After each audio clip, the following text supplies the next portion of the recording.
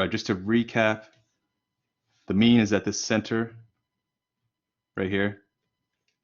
It's also the median and the mode because all the data are spread towards the center, the mean.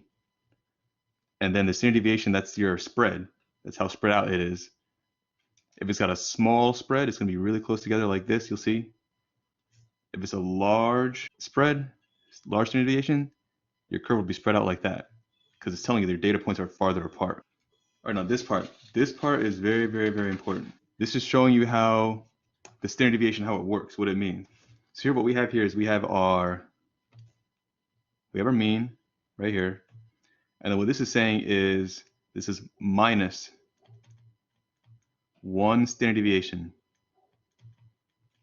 This one is plus 1 standard deviation, and so on. This will be plus 2. This one is plus 3. This one's minus 2, minus 3. So your normal bell curve is always going to be minus 3 standard deviations and plus 3 standard deviations. And we're always going to have a graph with only an x-axis, because we only care about our x values. And it's going to go to, it goes to positive infinity to negative infinity, as you can see here. So here's positive infinity and negative infinity.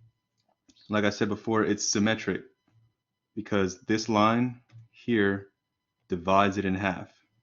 What that means is everything on this side is the same measurement as everything on this side here because it's symmetric. And like I said before, we have 3 standard deviations. This would be,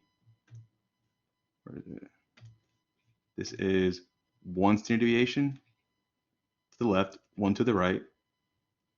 This would be 2 to the left, 2 to the right. This is 3 to the left, 3 to the right.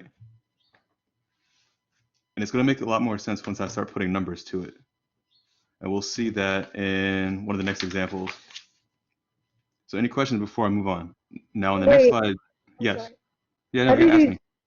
How did you determine the different intervals, like 3, 2, and 1?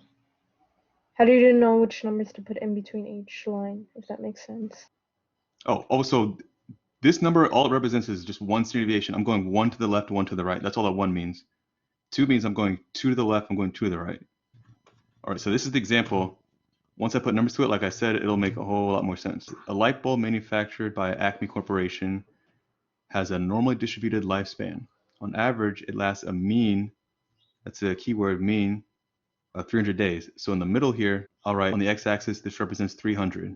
The standard deviation is 50 days. So what that means is if I go up 1 standard deviation, this is 350. That's plus 1 standard deviation. If I go up another one, that's 400. That's plus 2 standard deviation. And the last one right here would be 450. So that's plus 3 standard deviations.